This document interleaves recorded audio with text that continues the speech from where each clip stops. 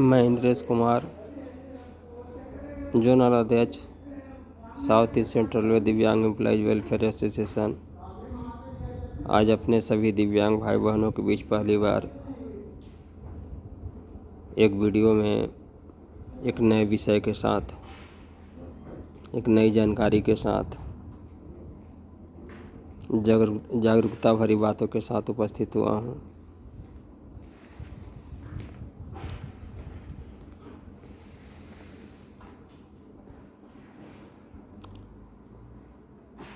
मेरे प्रिय भाई एवं बहनों,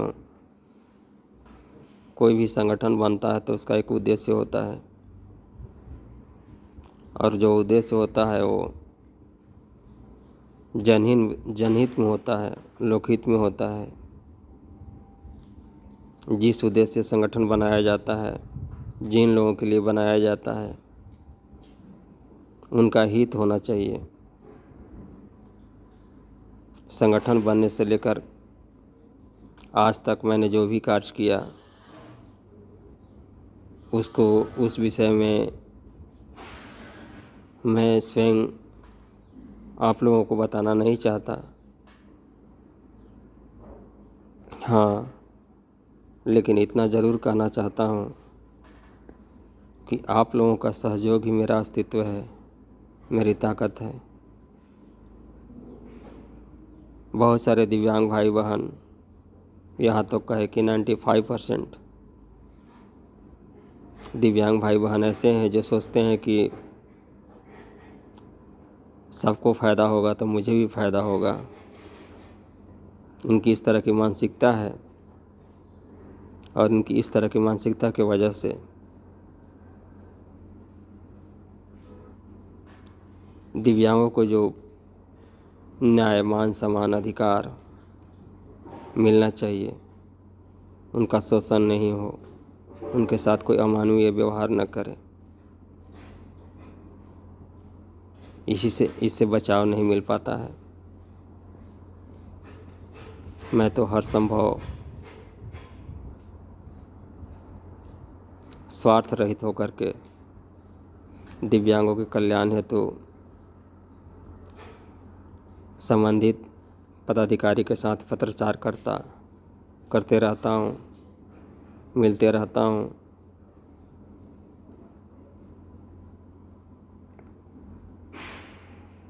लेकिन मैं कहता हूँ कि आखिर आप लोगों को दर्द कब महसूस होगा?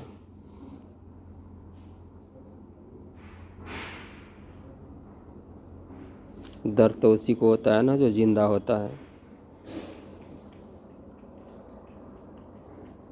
क्या आपको दर्द नहीं होता? आपको शोषण, प्रताड़ना, घृणास्पद बातें सुनने की आदत हो गई है, ये आपकी प्रकृति बन गई है।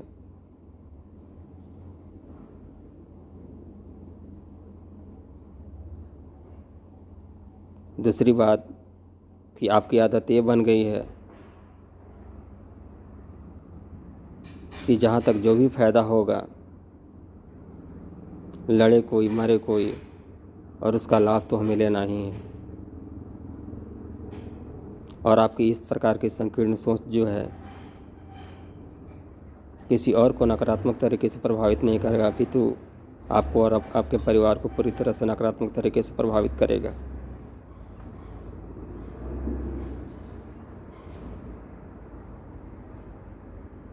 मैं इंद्रेश कुमार जिन रेलवे के जिस भ्रष्ट पदाधिकारियों के षड्यंत्र का शिकार हुआ हूँ, रेलवे के जो भ्रष्ट पदाधिकारी ने मेरे साथ जो व्यवहार किया, कूट रचना की, फर्जरी किया,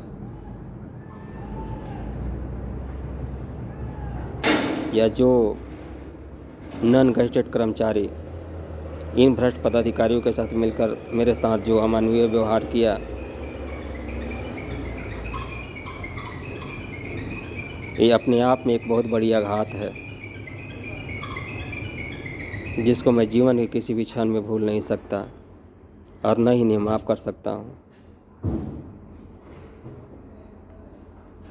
वक्त आएगा ऐसे भ्रष्ट पदाधिकारी के रूप में एक टेररिस्ट की तरह हैं, एक गुंडे हैं, अपराधी हैं। भ्रष्टाचार करो, भ्रष्टाचार में साथ दो तो बहुत अच्छे हैं, भ्रष्टाचार का विरोध करो तो बहुत बुरे।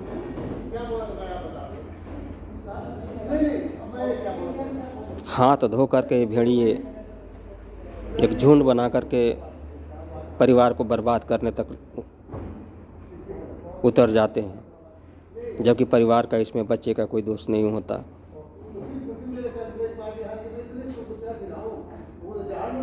जो मेरे साथ, जो इंद्रेश कुमार के साथ हो, उसकी पुनरावृत्ति दोबारा नहीं हो, इसलिए आप लोग जागो, वरना आने वाला फ्यूचर आपको दफन कर दिया जाएगा।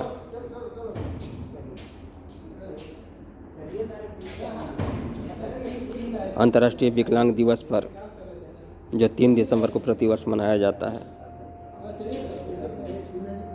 इसका उद्देश्य है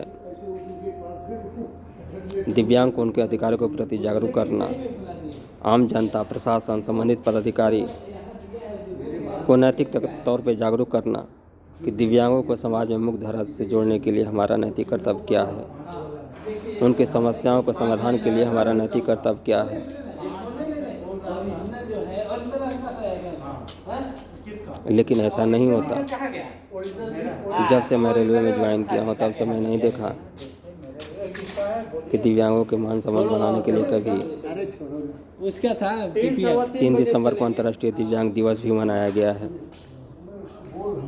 क्या दिव्यांग कर्मचारी को समाज में मुख्य धारा में जोड़ने का अधिकार नहीं है, समाज में रहने का अधिकार नहीं है, समानता का अधिकार नहीं है? भारतीय संविधान दिवस, विजिलेंस अवेयरनेस दिवस, सप्ताह,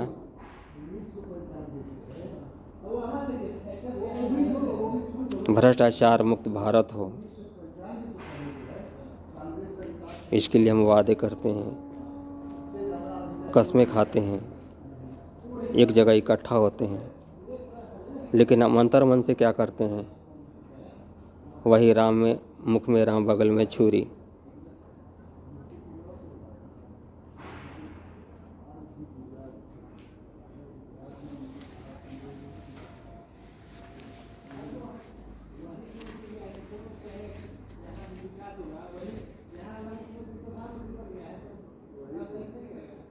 मैंने भंडार विभाग के उच्च पदाधिकारी से भी मिला।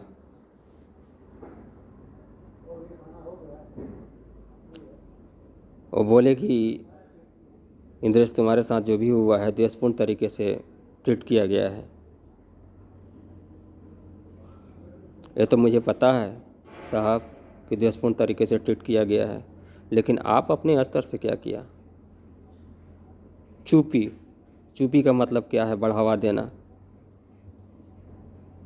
केवल पद, पैसा और सब पावर होने से इंसान बड़ा नहीं होता है। यह जरूरी नहीं है कि किसी की हत्या करे, किसी के साथ विश्वासघात करे, कूटरचना करे, फौजदारी करे, जैसे रेलवे के भ्रष्ट अधिकारियों ने मेरे साथ किया, कर्मचारियों ने मेरे साथ किया।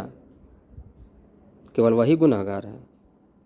उस गुनाह में तो वे लोग भी शामिल हैं, चाहे अधिकारी हो या कर्मचारी हो, जो इस गुनाह को देख कर के भी मौन धारण कर लिए। यार हो गया, बोलने की भी हिम्मत नहीं,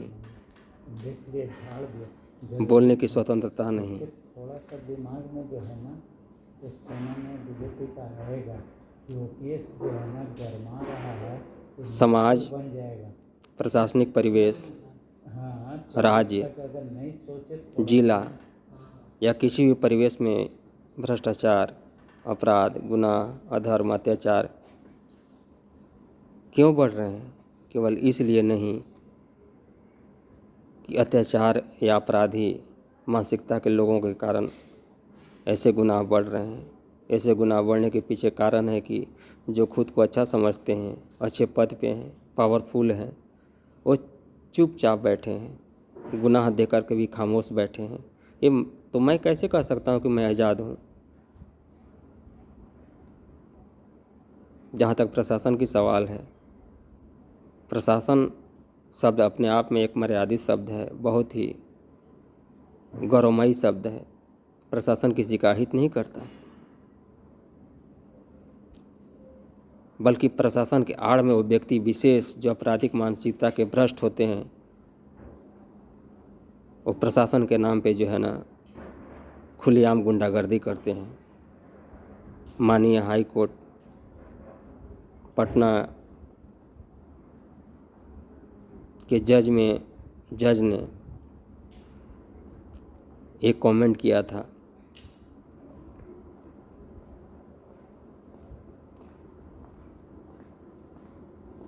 कि जो लोग अपराधी के साथ, भूमाफिया दबंग के साथ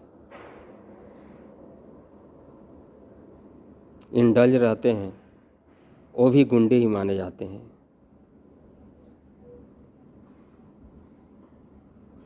उनको भी एक टेररिस्ट की तरह ही ट्रीट करना चाहिए।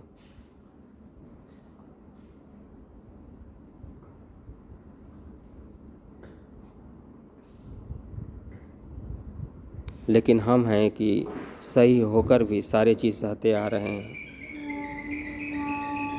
माननीय मुख्य आयुक्त दिव्यांगजन,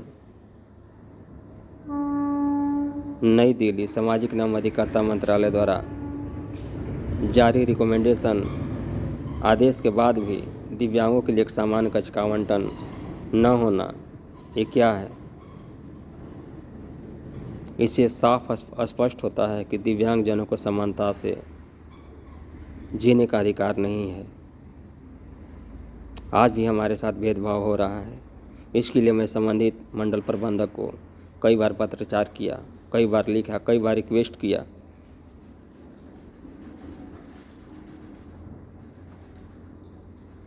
लेकिन उनकी इस नकारात्मक रवैये ने जारी आदेश को भी अंडर एस्टिमेट, नज़रअंदाज कर दिया गया। बाद में लिखा गया सीनियर डीएन के पास में भेजा गया है, डीएन के पास में भेजा गया है। क्या फाइल अभी तक डीएन के पास में पड़ी हुई है? आखिर क्यों? आप सारे एसोसिएशन को जो बिना पंजीकरण के है, पंजीकृत नहीं है, उनको केवल मौखिक आधार पर आपने आवंटित कर दिया। किस कारण आवंटित कर दिया? कौन से ऐसे स्वार्थ उनके साथ जुड़ा हुआ है आपका कि आपने आवंटित कर दिया?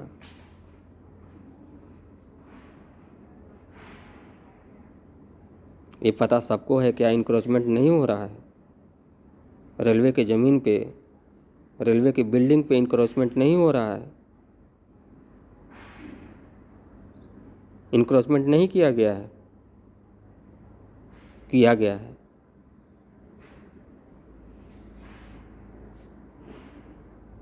लेकिन चुप्पी सिर्फ इसलिए है कि करने वाला, जो भी करने वाला है, वो किसी व्यक्ति विशेष पदाधिकारी के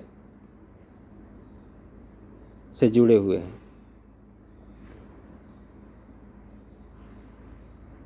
मैं जानता हूँ कि आज भी मेरे प्रति कई पदाधिकारियों को मन में खुन्नस है और मेरे साथ किसी भी प्रकार का षड्यंत्र, धोखा या परेशान करने की मानसिकता रखते हैं।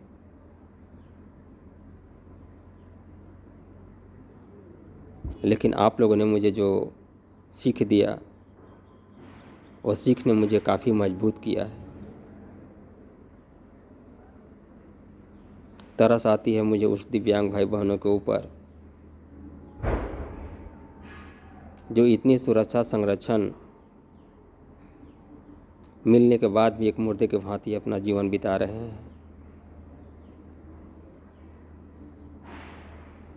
इंद्रेश कुमार के साथ किसी को खड़े होने की हिम्मत नहीं। कोई ऑफिसर देख लेगा तो हमें परेशान करना शुरू कर देगा। अरे भैया, आप परेशान हो रहे हो तो कोई भी परेशान करेगा। आपको गाली खाने की आदत है तो आप गाली खाओगे। मैं ये नहीं कहता रेलवे ऑर्गेनाइजेशन के साथ कि आप खिलवाड़ करो, रेलवे ऑर्गेनाइजेशन जो है हमारी माँ की तरह है, क्योंकि इसी गोद में हम पल रहे हैं, बढ़ रहे हैं। इसलिए इनकी महत्ता का तो हमें ध्यान में रखते हुए अपने नैतिक कर्तव्यों का निर्वाह करना ही चाहिए, करना है। लेकिन ये कहाँ लिखा है कि किसी अधिकारी द्वारा प्रताड़ित हो, शोषित हो, आपके साथ कोई पदाधिकारी मनमाने तरीके से ट्रीट करे, मनमाने तरीके से ट्रांसफ़र कर दे, मनमाने तरीके से आवास आवंटन हो, मनमाने तरीके से भेदभाव करे।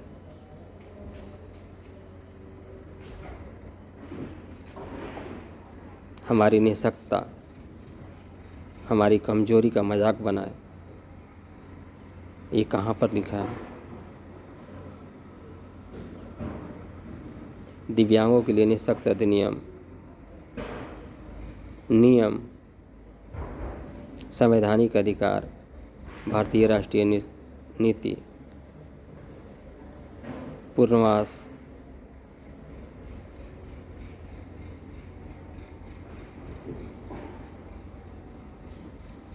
से संबंधित यूनाइटेड कन्वेंशन के 50 आर्टिकल, राष्ट्रीय न्यास अधिनियम के तहत जो प्रावधान है, उस प्रावधान में से कितने प्रावधान को अभी तक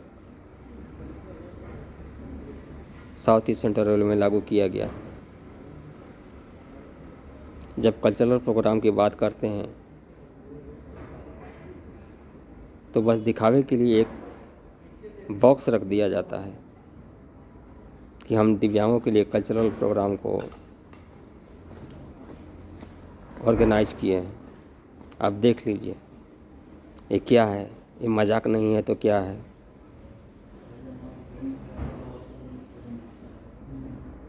क्या इसके लिए पैसा आवंटित नहीं होता है? पैसा नहीं दिया जाता है?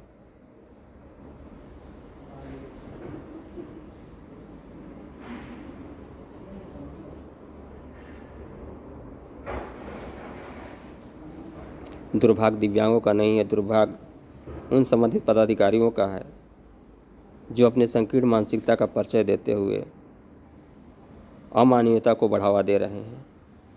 इसके साथ मैं अपनी बिंदु को विराम देता हूँ। जय हिंद, जय भारत।